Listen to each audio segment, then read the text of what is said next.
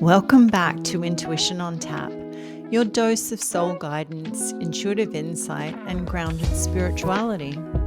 I'm your host, Heidi, and in today's episode, it's a powerful reminder for those of us who feel deeply, love deeply, and maybe carry a little bit too much. This one is called Feel, Don't Fix, a new way to heal. Because contrary to what we've been taught, you don't need to fix your emotions, or actually those of other people's.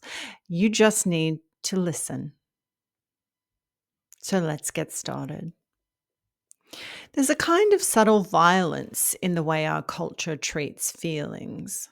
We're told to move on, suck it up, smile anyway, stay positive, or just get over it.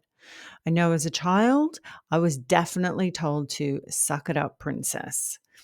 Even in the spiritual world, there's a lot of bypassing. High vibes only. Don't lower your frequency. Negative energy attracts more negative energy. You have to be love and light and all the rest of it. But here's the truth. Your emotions are not problems. They're messengers. They're an aspect of your psyche and your consciousness, and I would dare say your soul, communicating with you, and for a very good reason. And when you stop trying to fix, avoid, drown out, or quiet your emotions, you actually start to understand them. And this is where the healing begins. You may have heard the saying before, you can't change what you don't acknowledge. And so if you are in a habit of avoiding your emotions, how are you going to change them? Let's take a little look also at what is clairsentience. And I'm going to tie the two together. So this could be considered one of the most misunderstood intuitive gifts. This is the gift of clear feeling or clairsentience, clear feeling. So if you're clairsentient, you actually feel things through your body. This also includes emotions, not just kind of energy or vibes. So you might feel someone's sadness, for example, in your chest, where your heart is, your heart chakra, your energy center is. You might walk into a room and feel the unspoken tension that's vibing out in that space. Or you might get physical signals like tight shoulders, a sore throat, a buzzing in your gut whenever your intuition is trying to speak to you. And yes, it can be overwhelming, especially if you haven't learned to filter what's yours and what's not, or what belongs to you and what doesn't belong to you. But once you start working with it consciously, clairsentience becomes a profound compass. Your body becomes more like a divine translator of truth rather than a confusion of mixed messages. So, here are 4 soulful truths to anchor into. Well, I invite you to anchor into them. And I want you to remember as we go through these, especially if you're someone who feels it all, these points are going to be very important for you in your everyday life. So, you might even want to grab a pen, piece of paper, put it in your phone notes, whatever feels right for you, because you can come back to these time and time again. So, number 1, not every feeling is yours. You might be absorbing energy from your partner. You might be absorbing energy from the news. And don't we know that it's a little bit crazy out there at the moment in the cosmic space? You may be absorbing energy from a client or even the collective consciousness. So empaths and clairsentients are naturally open receivers. That is until they learn how their unique energy works and they learn how to improve their personal boundaries. That includes mental, emotional, spiritual, energetic, and physical boundaries. So, number 2, feelings are data, not directives. I'm going to repeat that one again. Feelings are data, not directives. What I mean by that is emotions are here to inform you, not to define you. Sadness isn't your identity. Anger isn't shameful. And especially as women and men as well, we are culturally programmed into believing that we should not express anger. As women, as men, it's kind of okay to express anger, but that can come out as a toxic expression. So I don't think either way we're actually taught how to express our emotions in a healthy form. And as a result of this, we often internalize these feelings, creating all kinds of issues. So they then can become behaviors instead of just emotions. So, for example, repressed anger can become the behavior of rage. Emotions are signals from your inner world. They are not life sentences. They are trying to communicate something to you. And it's up to you to go down the pathway of discovery to understand what that communication actually means. But these emotions do not define who you are. They are not your identity. So, number 3, when you pause to feel, you begin to heal. Suppressing emotions locks them into the body.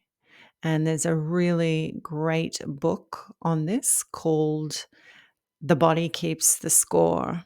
So I encourage you to look that up, particularly if you have experienced symptoms of PTSD.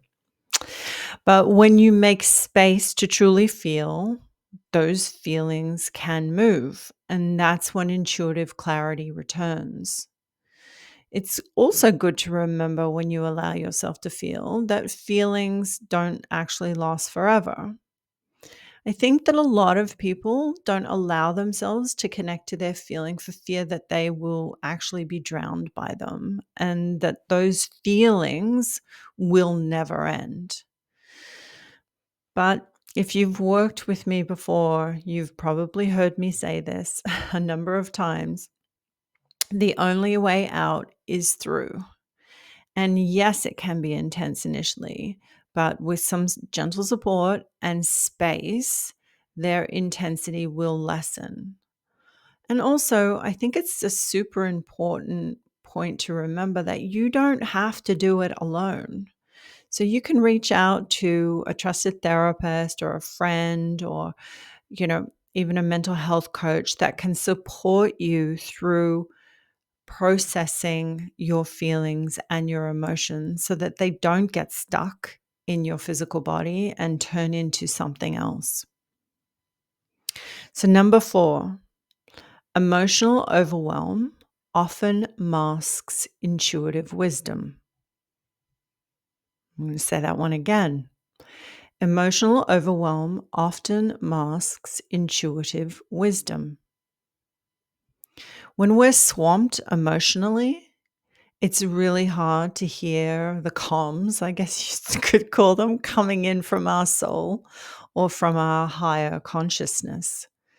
But once we acknowledge and release the emotion, we work through it, we process it, the emotion that's begging to be seen, felt, and heard, intuition flows in again and with crystalline clarity.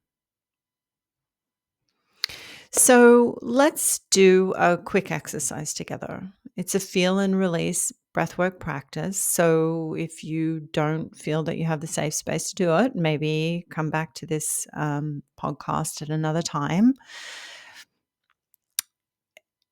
And if it's safe to do so, I encourage you to close your eyes and take a deep breath in.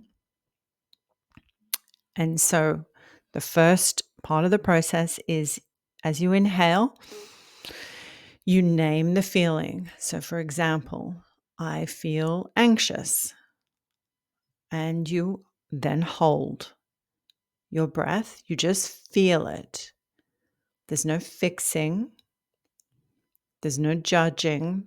There's just noticing. I call it the compassionate observer. And then you exhale, letting the energy move out through your breath. You can do this as many times as you like. And you may also like to just track around your body if that feeling or sensation moves every time you do it. And then once you feel that you've exhaled and the energy has moved through out via your breath, repeat, I trust my body. I trust my feelings. I release what I no longer need.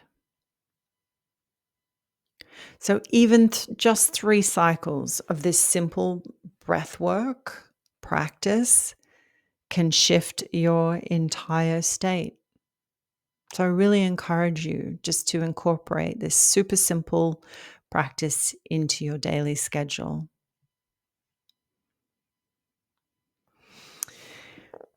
So your feelings are sacred. They're not flaws. Again, if you've ever been told you're too much, and yes, dear listener, this particular sentiment seems to have been on repeat throughout my life, that is for certain. And if you've ever tried to shrink or suppress or spiritualize your way out of your emotions, please hear this. Your sensitivity is not your weakness. It is your superpower. And you do not need to make yourself appear smaller or to feel less to make other people around you more comfortable with their own limitations and constricting belief systems. Perhaps you need to give yourself permission to take up space. And honestly, I would assert that any kind of internalization and personalization of other people's judgments is exactly what creates the disconnection from your emotions in the first place. Because you're internalizing, oh, they're going to think I'm a bad person. They're going to think I'm crazy. They're going to think I'm too angry or I've had anger management issues.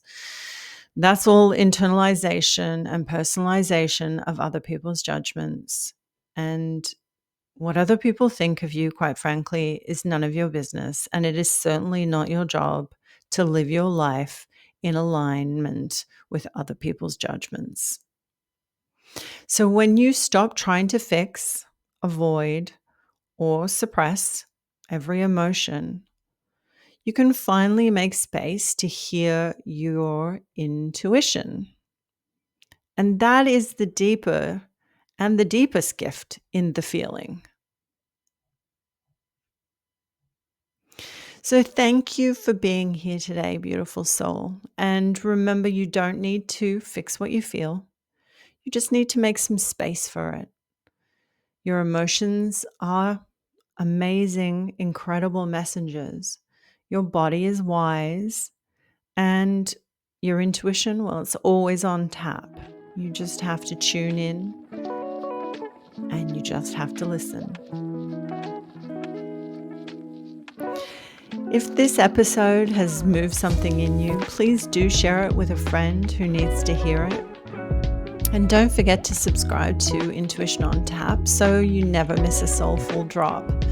And until next time, feel, flow, and trust yourself.